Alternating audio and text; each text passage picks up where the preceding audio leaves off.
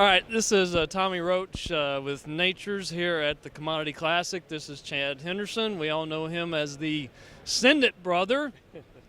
Today we're going to talk about nutrient location, not reallocation, but where do we put our nutrients to get the best bang for your buck?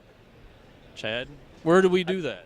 I don't know if we know yet, Tommy, because me and you put them everywhere. Like, we have literally tried everything. We're going to keep pushing and keep trying this, but we did have really good success with a couple of trials last year, And we was talking about in the strip till form how we are going to put, so much money. And people have asked me, how do we do this, Tommy? Do we do it on pounds? Do we do it on gallons? Do we do it on available fertility? How do you figure out what the number is? Mine is strictly money. It's strictly all of the above. All the above, yeah.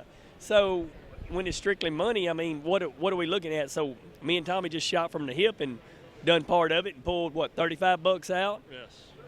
Moved it around, picked up some serious bushels. It was a really good time. So when it's all about money, we have to also factor in what is the most efficient form of nutrient that we're going to target. And in that topic of conversation, it's about orthophosphate, it's about potassium acetate, it's about adding in sugars, about adding in humics to make a efficient nutrient package. And it happened to be there. One of the farms that we was doing this on was a farm we just taken. It hadn't been neglected, but it wasn't up to the standards that we try to put farms to. So you can't immediately just go out there with a bunch of dry fertilizer and try to make it there one year. So this was a perfect farm to say, put on a liquid diet, as me and Tommy would call it, Yeah, we put our base out there. It'll take multiple years to get that base up.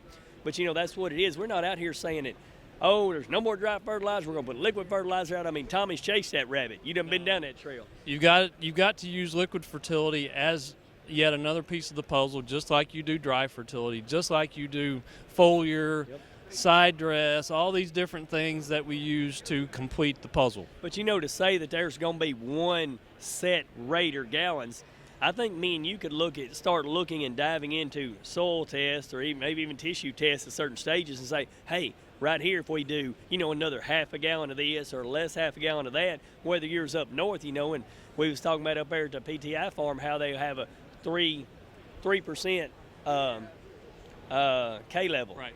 Base saturation. Okay, well, mine will be 4.5 to 5. So you're going to obviously move more K there than you would be at my place. Right. Mine may be more phosphorus led. So that's still always going to be a moving target.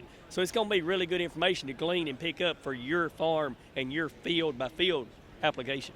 So as we get into planting season, which is going to start here shortly, I live in Texas. It's already started. Yeah. Absolutely correct. So don't forget your fertility on the planter. Don't forget not too much nitrogen in season because that's pushing you backwards.